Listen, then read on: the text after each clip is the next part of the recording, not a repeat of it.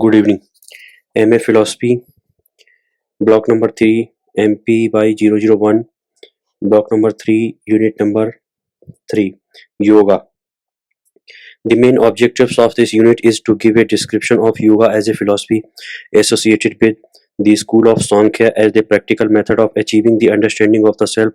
Its importance lies in the fact that it is the discipline necessary for the pure subject to recognize itself and separate itself from the empirical reality with which it is confused. In this unit, we shall try to give you meaning of the word yoga, since yoga is defined as the cessation of the modification of chitta.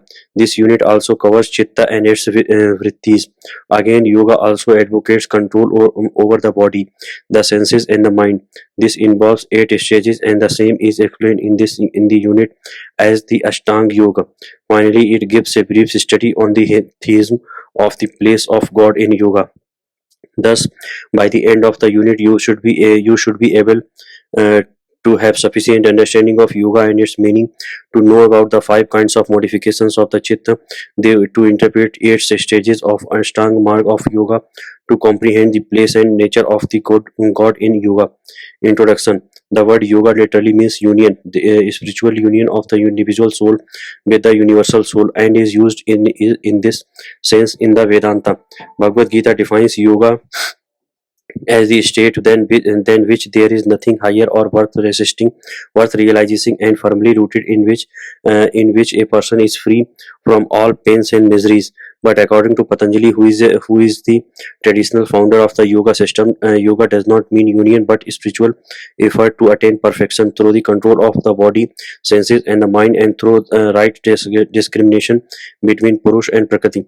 The Yoga Sutra of Patanjali is divided into the 4 parts. The first is called Sam Samadhi Pad, which deals with the nature and aims of concentration. The second, Sadhan Pad, explains the explains the means to realize this end. The third, Vibhuti Pad, deals with the supranormal powers which can be acquired through yoga.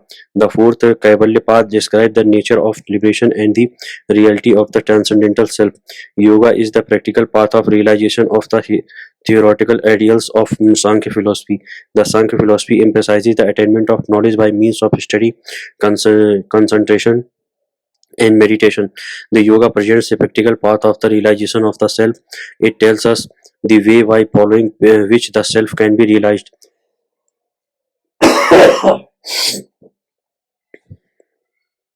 The self can be realized. Yoga admits all the 3 pramanas accepted by Sankhya: perception, inference, and scripture. The sadhana of yoga is necessary for the study of Sankhya philosophy. Thus, yoga system of Patanjali is the complement of Sankhya. Its epistemological theories are based on the ground of Sankhya metaphysics. Hence, it is rightly said that the yoga system is the natural complement of practical discipline to achieve the Sankhya ideal of Kaivalya. Yoga includes moral restraint and spiritual imperatives, as well as to exercise asanas designed to withdraw consciousness from the senses, senses, focus the mind, and ultimately achieve uh, meditation in which the self is completely and transparently understood. The total and absolute restraint from the mental functions constitute a yogic trance. With this restraint, and the mind empties itself of all contents, it becomes still. The senses then do not receive the messages coming from the external world. In the 21st century, the philosophy and the practice of yoga is becoming increasingly popular in the West also. Modifications of Chit, as has been already pointed out, the Chitta, in spite of being material, seems to be like living due to the reflection of self in it. In this, it is these changes in the chitta which are known as its vrittis or modifications. These modifications are due to ignorance, and their result is the bondage. These modifications are 5 types, which are as follows: pramana, by being outside through the sensation, the chitta attains the form of objects. This is known as praman. Viparya, the false knowledge of anything, is known as Viparya, like that of rope snake. And number third, Vikalpa. This is the knowledge in which the object which is known does not exist, like that of a hare's horn. Number four, Nidra. the modification of the chitta, which is the substratum of knowledge or absence of anything, is known as nidra. But this state should not be conceived as the total absence of knowledge, because after arising from sleep, the person has consciousness, then he slept well. Hence, sleep is also a modification. Number B, Smriti. Smriti or memory is the recollection of past experience through through the impressions left behind. Chitta Bhumi. There are five levels of mental life Chitta Bhumi. The difference in the levels are due to the predominance of different gunas. Number एक Chitta. The lowest level of called Chitta and restless, because the mind here is restless due to the excess of rajas and is tossed about like a cog between different sense objects. Number second, Mudha or torpid. The mind here has the predominance of tamas and tend towards ignorance, sleep, and lethargy. Number third, vikshipta or distracted. Here, sattva predominates by rajas also asserts itself at times. This differs from chipta stages because due to the preponderance of sattva, sometimes there is temporary ceasing of the modification of chitta in this stage. Number four, ekagra or concentrated. The stages of chitta when it is fixed on one of subject. The mind here is entirely dominated by sattva or rajas, and tamas are subsided. Number five, niruddha or restricted. The fifth and the highest level of called niruddha. Here the mental modifications are arrested, though their latent impressions remain. The first three levels are not at all conducive to yogic life. Only the last two are kind of klesas. In fact, the Purush is the eternally pure and transcendental consciousness. It is the Chitta with the reflection of the Purush in it, and or the Purusha as reflected in the Chitta, which is the phenomenon ego or jiva. This which is subject to birth and death and to all painful and pleasure experiences. There are five kind of sufferings, klesha, to which it is subject. There are three: ignorance, avidya; two, egoism, asmita; number three, attachment, raga; and aversion, this. Number five, clinging to life and instinctive fear of death, avinives. The bondage of the self is due to its wrong identification with the mental modifications and liberation. Therefore, means to end this wrong identification is through proper discrimination between Purush and Prakriti and the consequent cessation of mental modifications. It is the aim of yoga to bring about this result. Ashtanga Yoga. Yoga advocates control over the body, the senses, and the mind. It does not want to kill the body. On the other hand, it recommends its perfection. A sound mind needs a sound body. Sensual attachment and passions distract body as well as the mind. They must be conquered. To overcome them, yoga gives us a full path of discipline to the Ashtanga Yoga. The prescribed eight sadhanas to control chitta are the number one, yam, niyam, asan, pranayam, pratyahar, dharana, dhyan, samadhi. Yama, self-restraint. Yama is the control of the body, speech, and mind. It means abstention. The yamas are five, which are as follows. Number one, non-violence, ahimsa. It is abstention from injury through thoughts, words, and deeds. Number two, truth, satya. Truth is to be exact in mind and speech, to speak things as they are, and to remember exactly as seen, heard, and imagined. Thus, it is abstention from falsehood. Number third, non-stealing, asteya. It is abstention from stealing. It includes both not taking or stealing another's property and have even a desire for it. Number four, celibacy, brahmacharya. It is abstention from passions and trust. Brahmacharya is the control of attachment and in the enjoyment of the senses. Number five, non-possessions, aparigraha. Aparigraha requires not to accept any unnecessary things or collect it. It is abstention from avarice. All the above mentioned yamas are necessary for the concentration of chitta. Niyam, positive rule of conduct. Another important step in yoga is niyam, or the following of the rule of good conduct. These niyamas are five, which are as follows. Number one, purity, sauka, sauch. Saucha includes external cleaning through bath, pure diet, etc., as well as internal purification through sympathy, friendliness, deta- detachment, etc. Number 2, contentment, santosh. Santosha means satisfaction in whatever is attained by sufficient and suitable effort. Number 3, right aspiration, tapas. Tapas includes the practice of tolerance of cold and heat. It requires various types of hard practices. Number 4, study of philosophical text, swadhyay. Swadhyay means reading of religious scriptures. It is very much useful in the spiritual advancement. Hence, it is necessary principle of good conduct in yoga. Devotion of God, Ishvara Pranidhan. The fifth niyam in yoga is to remember God and to surrender oneself to Him. This helps the aspirants in the practice of yoga.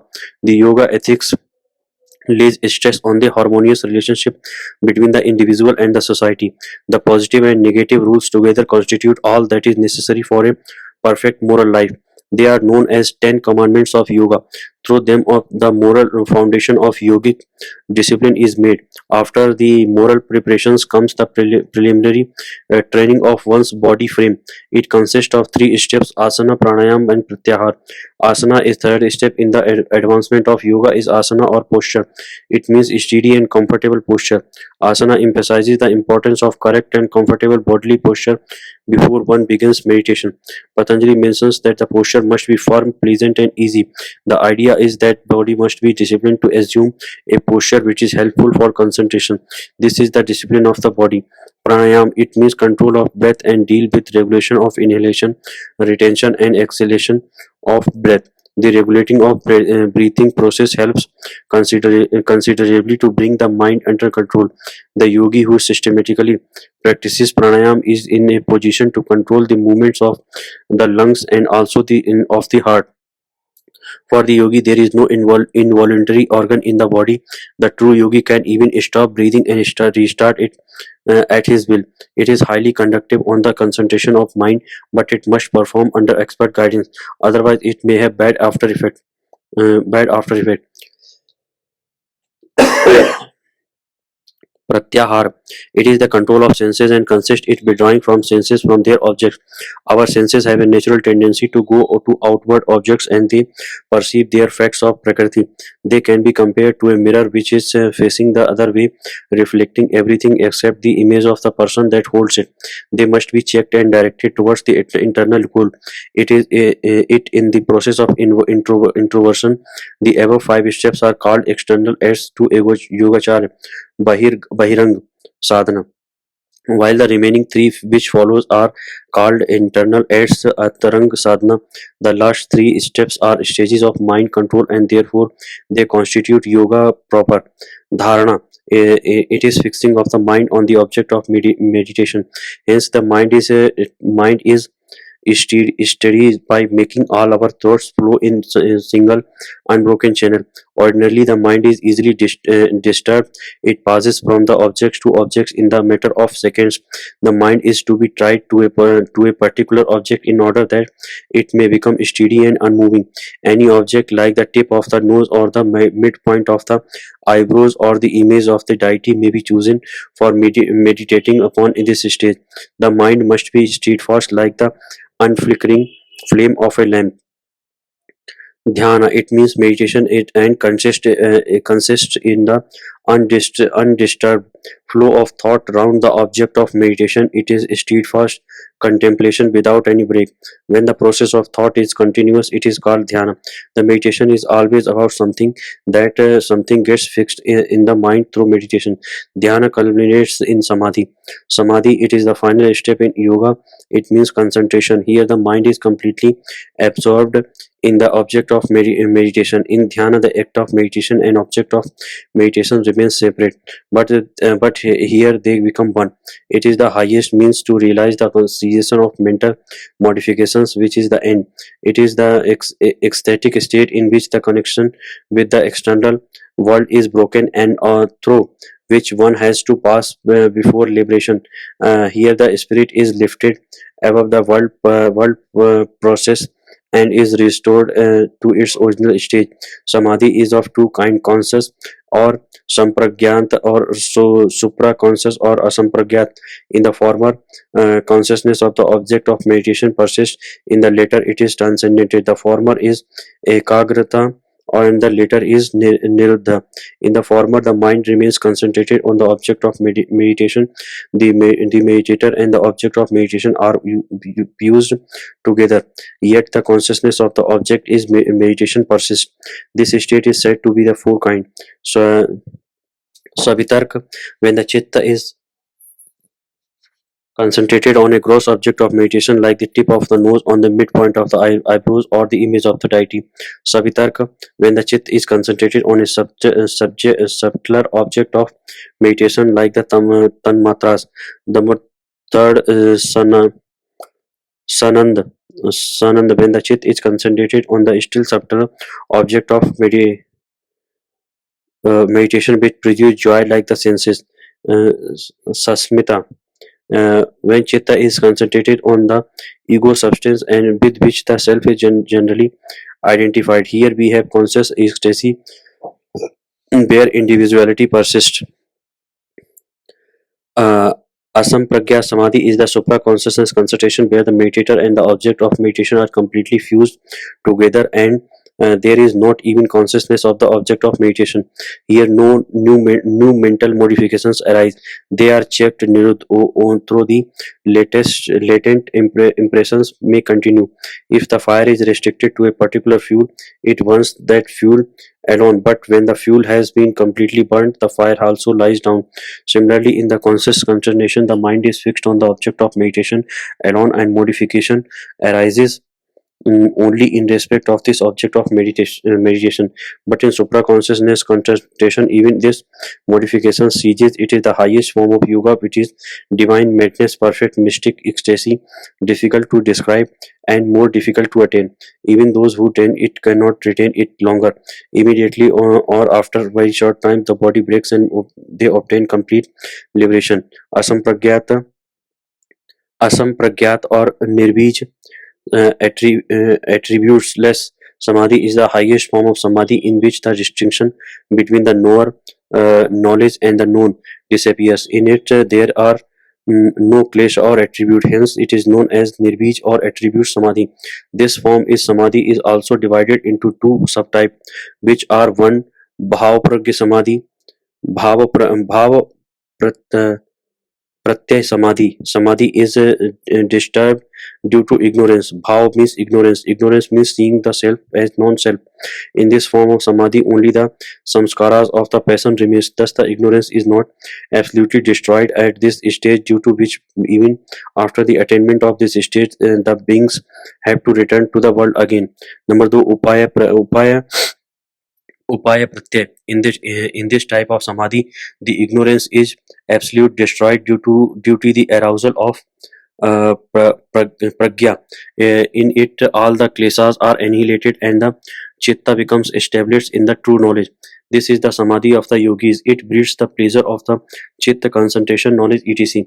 Yoga is the steadiness of the mind with the annihilation of the mental stakes into a particular type of graduated state leading to self-realization. Yoga generates certain supernatural powers, but they should be avoided and attention should be fixed only on the liberation, which is the end of human life. The ideal is Kaivalya, the absolute independence and eternal and free life of the Purusha, free from Prakriti. Place of God in Yoga. The Sankhya in its original form is atheistic. The difference between the Yoga and Sankhya is that while the former asserts the place to God and the latter does not. The yoga therefore is described as the Sankhya with God. Yoga accepts the existence of God. Isvara is only one of the many objects on which yogis can concentrate their mind. The only purpose of Isvara is to do good to his devotees. Thus, God in yoga has only practical importance. The meditation or God or Pranava helps in the concentration of chitta. According to Patanjali, Ishvara Pranidhan helps in attainment of samadhi. Thus, in old yoga philosophy, not much theoretical importance has been attached to God. Dr. S. Radhakrishnan has also supported this view. According to him, the God of yoga is not the summum bonum of life. God of yoga is not the summum bonum of the life. Patanjali himself did not consider God as necessary to solve the problem of the world, but the later yogis have taken also a theoretical interest in him and have tried to prove his existence as necessary philosophical speculations. Patanjali defines God as the special kind of Purusha who is always free from pains, actions, effects, and impressions. He is eternally free and was never bound, nor has any possibility of being bound. He is above the law of karma. He is omniscient, omnipotent, and omnipresent. He is perfection incarnate. He is the purest knowledge. Devotion to God is one of the surest means of obtaining concentration. Patanjali thus makes devotion of God as one of the aid of yoga. The proofs advance of his existence are one, the Veda tells us that God exists. Number two, law of continuity tells us that there must be a highest limit of knowledge and perfection, which is God. God is responsible for the association and disassociation of Purush and Prakriti. The number four, devotion of God is the surest way of obtaining concentration and thereby liberation.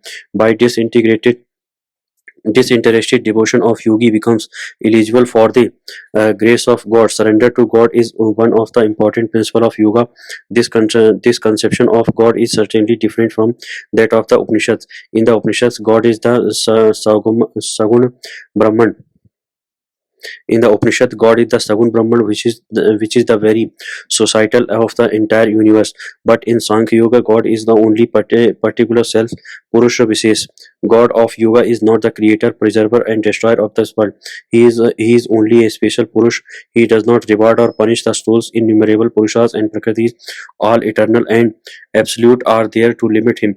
He cannot grant liberation. He can only remove the obstacle in the upward progress of the devotees. Directly he was nothing to do with the bondage and the liberation of the Purushas. Ignorance binds, and discrimination between Prakriti and Purusha liberates.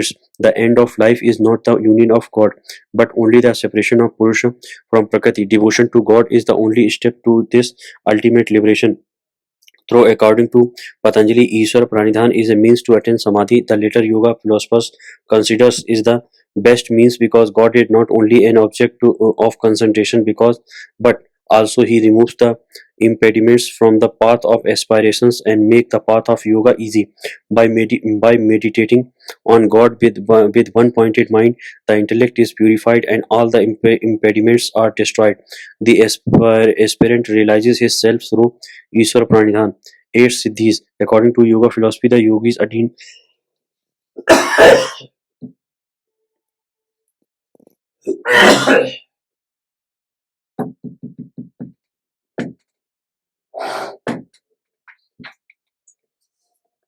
According to yoga philosophy, the yogis attain various siddhis by the practice of the path of yoga. These powers are mainly of eight types and hence called Ashta Siddhi or Ashta Aishwarya. Number 1, Anima. This is the power to become small like atom and so to disappear. Lagima. This is the power to become light cotton and so to fly away. Madhyama. This is the power to become big like mountains. Number 4, Prapti. This is the power to secure whatever is desired. Number 5, Prakam. This is the power by which all the impediments in the will removed. Number 6, Vas. Basisto. This is the power by which all the living beings can be conquered. Number 6, Asitto. This is the power by which one attains absolute mastery on all physical objects. Number 8, Yatra Yatra Kama Vashitto. This is the power by which all the desires are fulfilled. The above mentioned each eight siddhis can be used according to the wish of the yogi.